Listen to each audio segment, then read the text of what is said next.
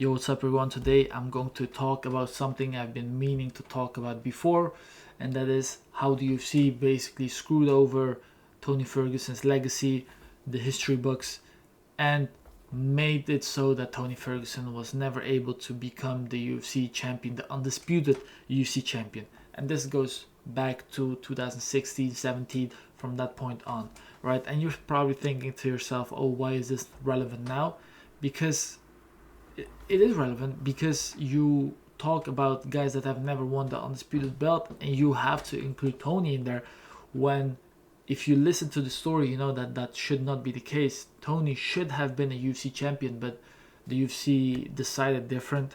They basically screwed him over to make more money, to make, for the UFC at least, smart business decisions. And honestly, it's still to this day kind of bothers me thinking about it, because I just made a post about UFC fighters that should be in the Hall of Fame even though they didn't win an undisputed championship, and it just doesn't feel right to have Tony in that list. And I'm gonna tell you guys why. This all goes back to 2016, as I said, when Conor McGregor got the shot over Tony, over Khabib, to fight Eddie Alvarez. Obviously a great fight, amazing fight, one of the best performances of all time of Conor. Cool. I have nothing against the fact that they got Conor to fight Alvarez for the belt. It's just what it is, you know. The bigger draw gets the better fights. That's just what it is. The same is happening here with Paddy Gaethje over Arman. It's just what it is, right? That's not my issue. The issue is the fact that Conor did not decide to defend his belt. He went into a different sport. He went and fought Floyd Mayweather in boxing in August of 2017. That was almost a year after he won the belt, right? He's fighting in a different sport. He's clearly showing that he does not want to defend the belt. He doesn't really want to fight in the UFC. He wants bigger names. He wants bigger money. Fine. The UFC makes an interim belt. I think it was supposed to be Tony versus Khabib. Khabib, I think, then pulled out, and Kevin Lee stepped in, right? Tony Ferguson versus Kevin Lee. Tony Ferguson obviously wins. He becomes the interim champion. He calls out Conor.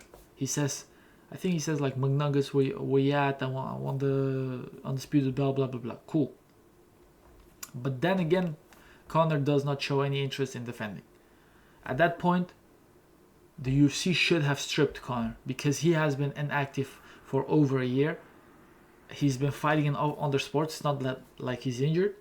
And he does not show any signs of wanting to fight in the UFC again. So at this point, the UFC should either strip him or make him fight Tony, right? Is this true? This is true. You have to unificate, I think that's the word, the belts, and that's just not happening. Instead, the UFC books Khabib versus Tony at UFC 223 for the lightweight belt. Now, what does this mean? Normally, this means that Conor is stripped of the belt, or Conor vacated. That is what was supposed to happen. They were supposed to have Conor vacate the belt or strip him. But the UFC didn't do it, because they probably hoped that Conor would decide to still defend his belt or whatever. They were just keeping him as a champion as long as possible, because this also helps them a lot with marketing, obviously, because Conor was the biggest star there is. So they were waiting, and Conor would only be stripped right as the first bell of the fight between Khabib and Tony would happen. But once again, this should not have been the case, because Tony is supposed to fight for the belt as the interim champion, but if the champion is not involved, he should be stripped, right? This is, you guys understand. And normally, when a champion is stripped or the champion vacates and there is an interim champion, the interim champion becomes the undisputed champion. This happened in that period with Robert Whittaker as well, when a GSP vacated. This also happened not so long ago with John Jones vacating his belt and then Tom Aspinall becoming the undisputed champion. That's just what it is. Those are the rules. But the UFC bent those rules, because it's not that they didn't want Tony as a champion, they wanted Conor or Khabib as a champion. And the thing is, Khabib and Tony already had 2 or 3 fights booked before that, and they kept pulling out. So the UFC made a smart decision of not saying that Tony would become the champion. So he's still the interim, and if he pulls out, they could still have a championship fight at UFC 223. Now Tony did pull out, so they did strip him of the interim belt, and he was never in the eyes of the UFC the undisputed champion, which he should have been. And this way, Khabib was still able to fight for the belt against Al Iaquinta and win the belt off of someone that's ranked number 11. But once again, this fight should not have happened. Tony should have still been the champion. Champions pull out. It is what it is. There's nothing you can really do about it. We all know Tony is a beast, but he had a crazy accident where he had damaged his knee because he tripped on some wires. April 1st, this was worst April 1st jokes, April Fool's jokes that there is, but whatever. The UFC did not strip Conor, and this is why Tony was never the undisputed champion. But we know that Tony Ferguson should have been the undisputed UFC champion. He is, in my eyes, the undisputed UFC champion. And even after this, right, he did not get a shot. Even though he fought on the same card of Khabib and Conor, he did not get a shot that he deserved, bro. Because the UFC went after the money, and they were very successful. Khabib vs. Conor is the biggest pay-per-view of all time in the UFC history. So it made sense. But Tony fought on the same card as those two. He brought a crazy fight against Anthony Pettis, by the way. But even after this, he didn't get a chance. After the injury, which I guess I can understand because the same is happening with Arman.